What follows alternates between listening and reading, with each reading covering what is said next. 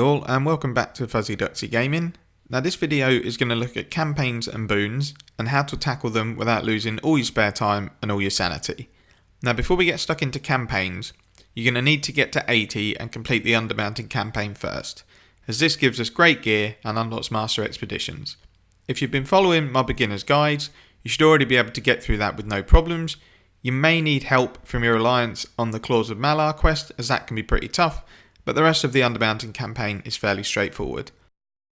So next off, I'm just going to say straight off the bat, we are going to ignore Chult, Icewind Dale, River District and Storm King's Thunder. These take way too long to complete, and personally I don't think they're worth the time to get those few boon points. If you get further down the line and feel that you need the boons, then I would seriously consider buying the campaign completions from either the Zen store or the auction house. If you're a glutton for punishment, by all means go ahead and tackle those campaigns, but they are monstrous. So for now, we're also going to leave Tyranny of Dragons and Acquisitions Incorporated, as the quests in these campaigns are quite long, and it might stretch you to complete these along with what I'm going to go on to next. Wait until you've finished Dread Ring and maybe a couple more campaigns, and then see if you want to start those remaining 2 campaigns. I will also assume you've worked your way through or are working your way through Elemental Evil. There's no time gating on that campaign, you just follow it all the way through, very similar to Undermountain. So the rest of the campaigns we're going to tackle all at once.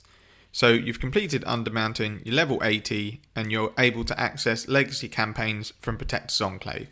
So go here and pick up the quests and choose Dread Ring as the bonus currency. If you do these quests for 2 weeks, this is an extra 6 free steps that we can get in the campaign. Now there's 31 in total, so if we take off our legacy campaigns, that leaves us with 25. Now you can get 2 a day, and you'll want to complete 2 quests every day that you play. These are the heroic encounters from the Demon Hunter and the Lair quest from Sergeant Knox. If you do these, combined with your legacy campaigns, you'll have these 5 boons completed in 13 days of play. At the same time, you'll also be able to start completing Underdark campaign quests, as the currency for these, called Fairsies, pick up when you complete heroic encounters in the Dread Ring automatically.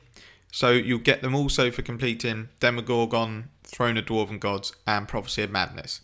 So there's 35 steps to complete in this campaign, and there's no quick way of doing it because each task takes 18 hours to complete once you hit it. So realistically it's going to be 1 a day. So that means after 35 days of play, then you'll have all of those Underdark boons unlocked. Seems like quite a long time, but you're not actually doing anything to get these boons because the currency will drop from activities that you're completing anyway. So at the same time as Dread Ring, we're also going to start Sharandar. First 2 boons are really easy to pick up. You don't need anything specific for them.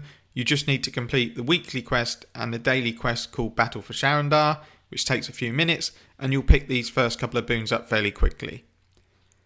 Now the 3rd, 4th and the final boon, you need to complete daily quests in different areas, and in total the entire campaign takes 36 days. The easiest way to complete the daily tasks is to go to Sharandar every day, go to the various zones and collect your quests. Now there's 9 different quests and it's 3 different ones each day for 3 days running. So we just need to collect the tasks for 3 days, and then on the 3rd day we'll complete all of the quests in those zones. It's a much more efficient way and a quicker way of completing them. Now this campaign is really easy, but it can get quite boring. So Maze Engine we're going to move on to next. This one doesn't take much time each day, but takes a long time to get through it. So throughout the campaign, you'll be paused as you're completing through the quests, and you'll be asked to collect Tales of Adventure. And you can only get 1 a day by completing a mission that you obtain in the Underdark, and you need a total of 50 of these to get your boons, which again means this campaign is a very long one, but I don't think it's worth buying out because it literally only takes a few minutes a day to complete one of the quests. So now we've gone through all of them, we've left some aside, I've said don't bother with some.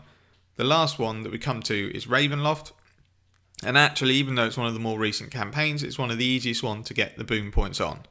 The way I would do Ravenloft, I would totally ignore going up the left hand side and getting your increased drops and stuff like that.